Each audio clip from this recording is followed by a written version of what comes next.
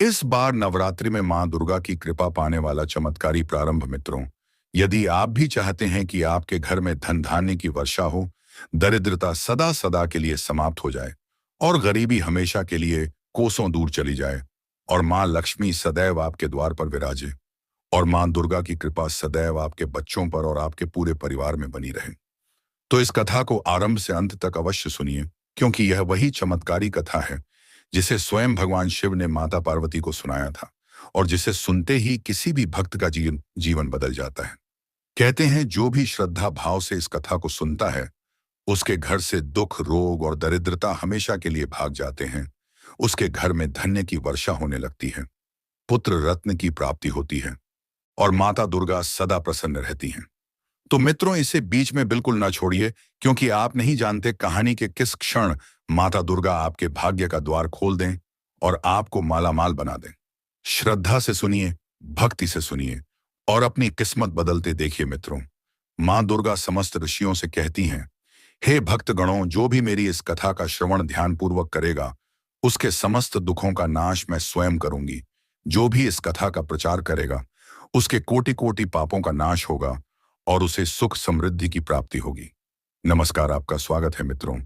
वैदिक पंचांग के अनुसार शारदीय नवरात्रि की शुरुआत सोमवार 22 सितंबर 2025 से हो रही है और इसका समापन 2 अक्टूबर 2025 को विजयादशमी के दिन होगा। यह पर्व जगत जननी मां दुर्गा के लिए समर्पित है। इस दौरान मां दुर्गा के 9 रूपों की पूजा की जाती है। साथ ही मां दुर्गा के निमित्त व्रत भी रखा जाता है। यदि कोई महापापी भी यह नवरात्रि का व्रत करता है तो वह निश्चित ही समस्त पापों से मुक्ति पा लेता है। इसमें संशय नहीं है दोस्तों। देवी भागवत पुराण में नवरात्रि से जुड़ी महान व्रत कथा का वर्णन मिलता है। जो भी इस कथा को केवल एक बार ध्यानपूर्वक सुनता है, उसके कोटि कोटि पाप नष्ट होते हैं। मां दुर्गा की कृपा से उसे धन धान्य, पुत्र, सुख, समृद्धि की प्राप्ति होती है। इसीलिए प्रत्येक बुद्धिमान मनुष्य को नवरात्रि के व्रत की इस कथा को ध्यानपूर्वक सुनना चाहिए। जो इस कथा को सुनता है और सुनाता है तथा इस कथा का प्रचार करता है, उसकी कभी अधोगति नहीं होती है। आइए आपको सुनाते हैं नवरात्रि व्रत की महान कथा। एक समय की बात है, भगवान भोलेनाथ कैलाश पर्वत पर ध्यान मग्न होकर बैठे हुए थे। तभी माता पार्वती कैलाश पर्वत पर उपस्थित होती हैं। माता पार्वती को देखकर भगवान भोलेनाथ अत्यंत प्रसन्न होते हैं और उनसे कहते हैं, पधारिए देवी, आज किस प्रयोजन से कैलाश पर आपका आगमन हुआ है? माता पार्वती कहती हैं, हे नाथ, यदि आप पूछ रहे हैं तो बताने की चेष्टा करती हूँ। मैं आपके पास नवरात्रि के व्रत का महात्म्य सुनने के उद्देश्य से आई हूँ। यह व्रत क्यों रखा जाता है? इस व्रत को करने से कौन सा फल प्राप्त होता है? इस व्रत की विधि क्या है तथा इस व्रत के नियम क्या हैं? कृपया आप मुझे इस सब बातों का ज्ञान प्रदान कीजिए। भगवान भोलेनाथ कहते हैं, हे पार्वती, आज आपने उत्तम प्रश्न किया है। आपके माध्यम से समस्त संसार को इस व्रत का महात्म्य पता चलेगा। इसीलिए आप ध्यान से सुनिए। आज मैं आपको इस व्रत का महात्म्य सुनाता हूं तथा इस व्रत को करने की विधि और नियम भी बताता हूं, किंतु उससे पहले मैं आपको नवरात्रि के व्रत की एक महान कथा सुनाता हूं। जो भी मनुष्य इस कथा का श्रवण करता है, उसके समस्त पापों का नाश होता है, उसकी दरिद्रता का भी नाश होता है। इसीलिए आप इस कथा को ध्यान से पूरा सुनिए और इसका प्रचार कीजिए। माता पार्वती ने कहा, हे प्रभु, कृपया आप मुझसे वह कथा कहिए। मैं इसे ध्यान से पूरा सुनूंगी, प्रचार करूंगी। तब भगवान भोलेनाथ माता पार्वती को कथा सुनाने लगे। हे पार्वती, पूर्व काल की बात है। कौशल देश में एक अत्यंत दीन, दरिद्री, धनहीन एवं विशाल कुटुंब वाला रतनपाल नाम का एक वैश्य रहता था। उस वैश्य की अनेक संतानें थीं जो कोई काम नहीं करती थीं और धन के अभाव से वह वैश्य और उसकी पत्नी हमेशा दुखी रहा करते थे। उनके पास करने के लिए भी कोई व्यापार नहीं था। दिन भर जो कुछ भी इधर उधर से मिल जाता, वह वैश्य उसे अपनी संतानों को खिला देता था और जो थोड़ा बहुत बच जाता, उसी से स्वयं पेट भर लेता था। पूरा परिवार दिन भर भूखा रहता और केवल रात को ही कुछ थोड़ा सा अन्न खा लिया करता था। इस प्रकार से वह वैश्य स्वयं भूखा रहकर दूसरों का छोटा मोटा काम करके अपने परिवार का पालन पोषण कर रहा था। वह वैश्य स्वभाव से अत्यंत निर्मल और सज्जन था। वह धर्मपरायण, शांत, सदाचारी, सत्यप्रिय, क्रोध न करने वाला, धैर्यवान और अभिमान रहित था। वह प्रतिदिन देवताओं और पितरों का पूजन करता था, अपने द्वार पर आए हुए अतिथियों का आदर सत्कार करता था और सबको भोजन कराने के बाद जो कुछ भी बच जाता, उसी से अपना गुजारा कर लिया करता था। कुछ समय बीतने के बाद एक विद्वान ब्राह्मण उस रतनपाल नाम के वैश्य के घर पर आया। रतनपाल ने ब्राह्मण को जल अर्घ्य देकर उनका स्वागत सत्कार किया तथा हाथ जोड़कर प्रणाम करके अत्यंत व्याकुल होकर उस ब्राह्मण से इस प्रकार कहने लगा। हे ब्राह्मण देव, यदि आप हमारे अतिथि धर्म से प्रसन्न हैं तो क्या हम आपसे एक बात पूछ सकते हैं? ब्राह्मण बोले। हे गृहस्थ, आपकी सज्जनता की चर्चा तो चारों दिशाओं में फैल रही है कि आप एक बड़े दानी हैं। आप अतिथियों का सत्कार प्रेम से करते हैं। इसी कारण से मैं आपके पास आया हूं। आप संकोच न करें। आपकी जो भी शंका हो पूछ लीजिए। तब रतनपाल बोला, हे ब्राह्मण देव, कृपया मुझे बताइए कि मेरी दरिद्रता का नाश निश्चित रूप से कैसे हो सकता है। इस दरिद्रता के कारण मैं अपने परिवार का पालन पोषण नहीं कर पा रहा हूं। हे ब्राह्मण देव, मुझे धन का लोभ नहीं है, किंतु मैं आपसे कोई ऐसा उपाय पूछ रहा हूं जिससे मैं अपने कुटुंब का पालन पोषण करने में समर्थ हो जाऊं। मेरे पुत्र पुत्रियां भूख से व्याकुल होकर भोजन के लिए बहुत रोते हैं और मेरे घर में इतना भी अन्न नहीं रहता कि मैं उन्हें मुट्ठी भर अन्न भी दे सकूं। उनका दुख मुझसे देखा नहीं जाता। आज मैंने अपने रोते हुए बालकों को घर से बाहर भेज दिया है और वे न जाने कहां चले गए हैं। आपके दर्शन से ही मेरे सारे दुख मिट सकते हैं।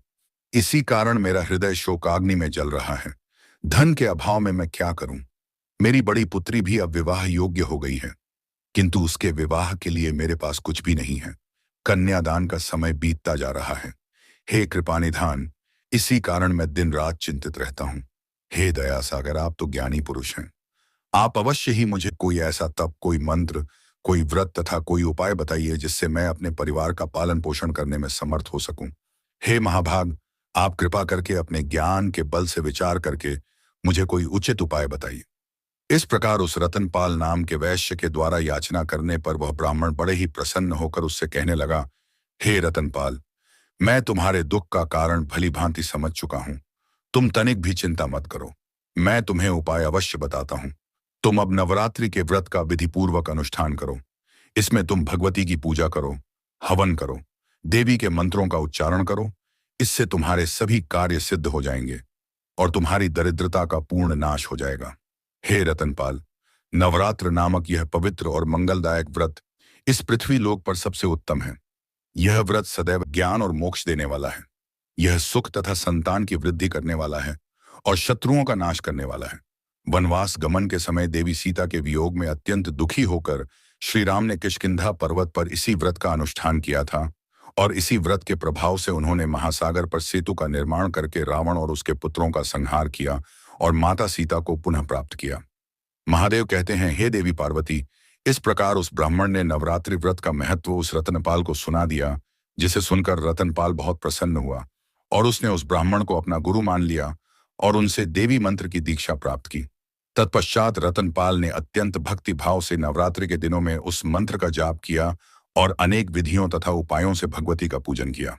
इस प्रकार रतनपाल ने लगातार 9 वर्षों तक नवरात्रि व्रत का अनुष्ठान किया।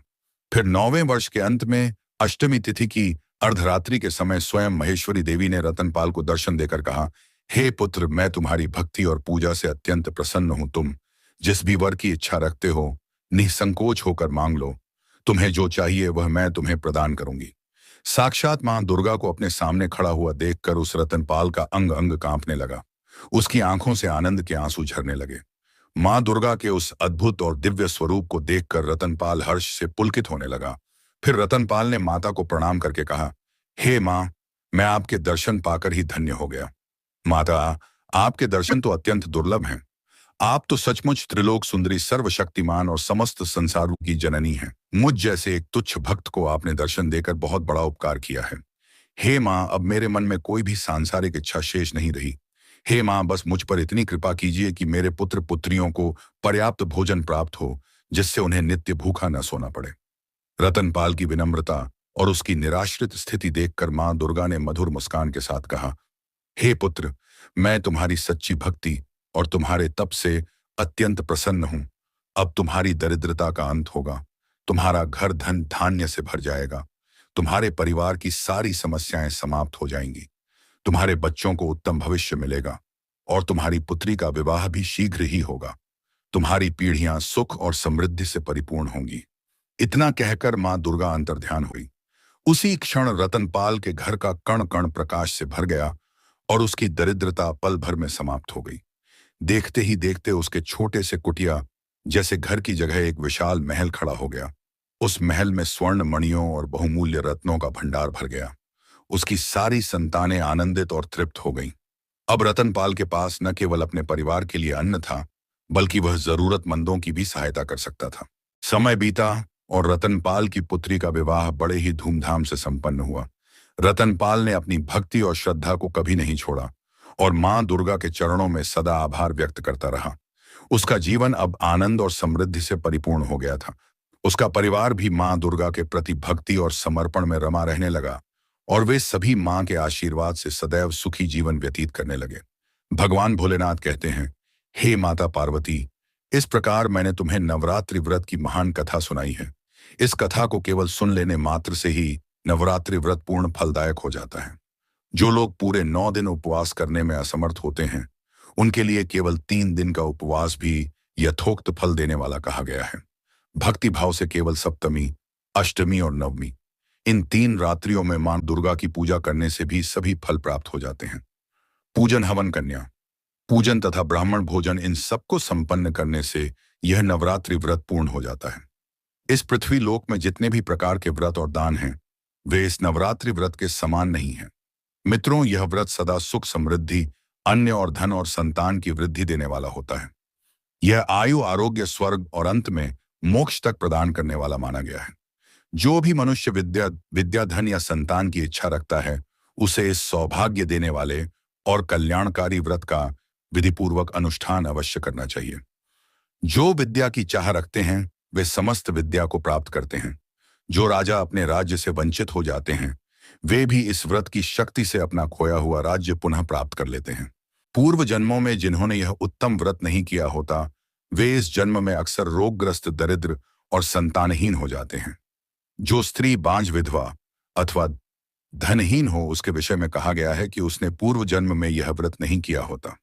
जो मनुष्य जगत की कल्याणमयी, शाश्वत और सिद्धि प्रदान करने वाली भगवती की उपासना नहीं करता, वह इस पृथ्वी पर सदा दुख, दरिद्रता और शत्रुओं से पीड़ित होकर भटकता रहता है। व्रत का संकल्प और शुद्धता। हे देवी पार्वती, अब इस व्रत के नियम ध्यान से सुनिए। नवरात्रि व्रत का आरंभ तब होता है जब मनुष्य दृढ़ निश्चय और शुद्ध हृदय से व्रत का संकल्प करता है। यह संकल्प ही उस आध्यात्मिक यात्रा का आरंभ होता है जो मनुष्य को मां दुर्गा की कृपा तक पहुंचाता है। जब कोई भक्त मां दुर्गा की उपासना का संकल्प करता है, तो उसे अपना मन और शरीर पूर्णतः शुद्ध रखना चाहिए। शुद्धता केवल बाहरी नहीं, बल्कि मन की आंतरिक पवित्रता भी आवश्यक है। व्रत के आरंभ में व्यक्ति अपने आप को मां दुर्गा के चरणों में समर्पित कर देता है। आहार और सात्विकता। व्रत के दौरान भोजन का विशेष ध्यान रखा जाता है।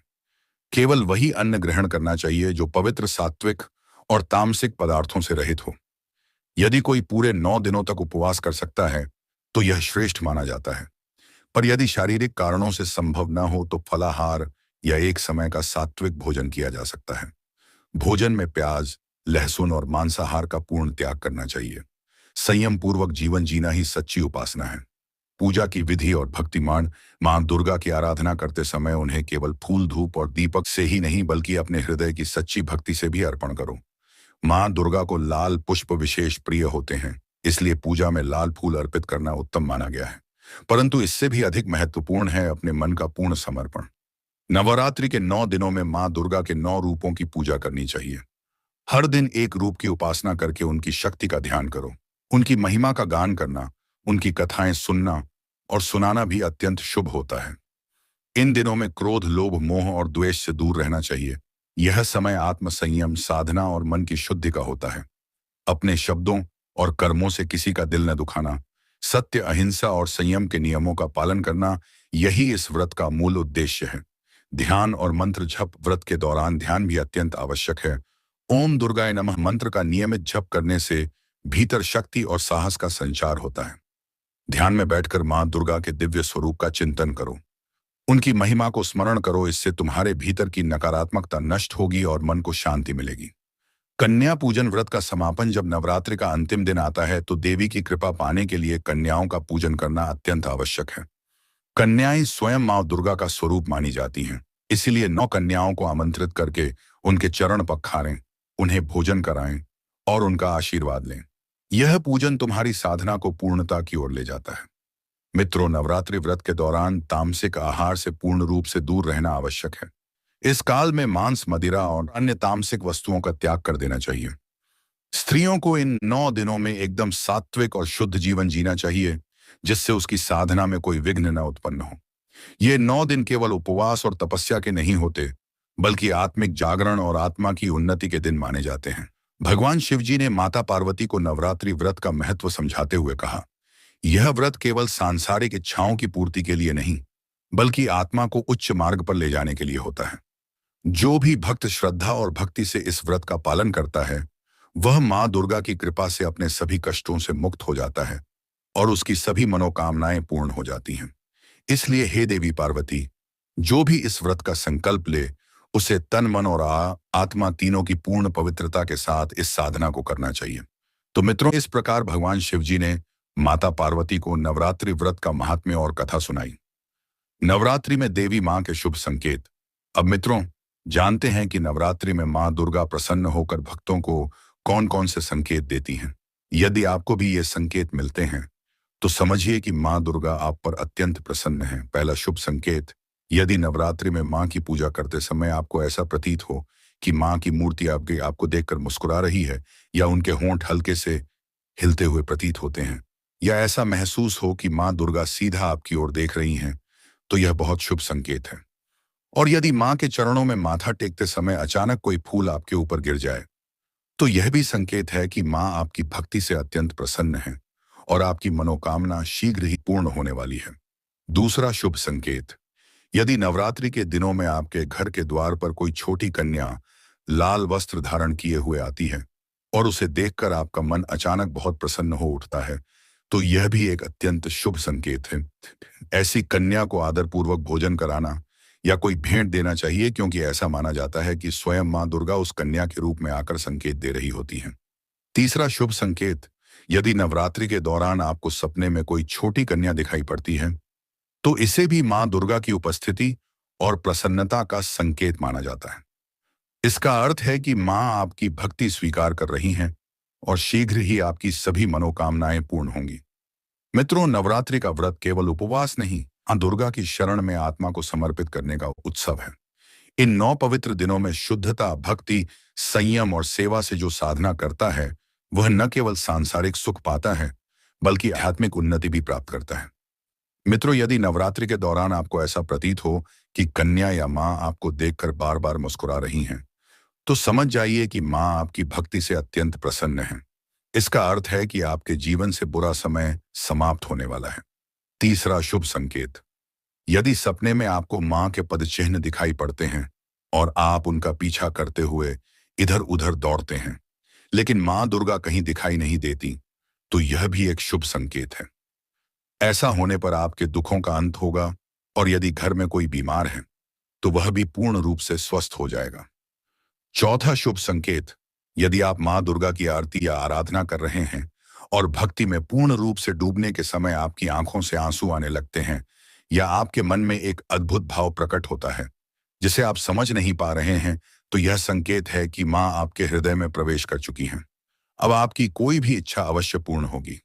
पांचवा शुभ संकेत, यदि नवरात्रि के दिनों में आपके पास मां दुर्गा की प्रिय वस्तुएं बार बार आती हैं, जैसे मां का श्रृंगार का सामान, माता के लाल फूल, माता की लाल चुनरी, तो इसे अत्यंत शुभ संकेत माना जाना चाहिए।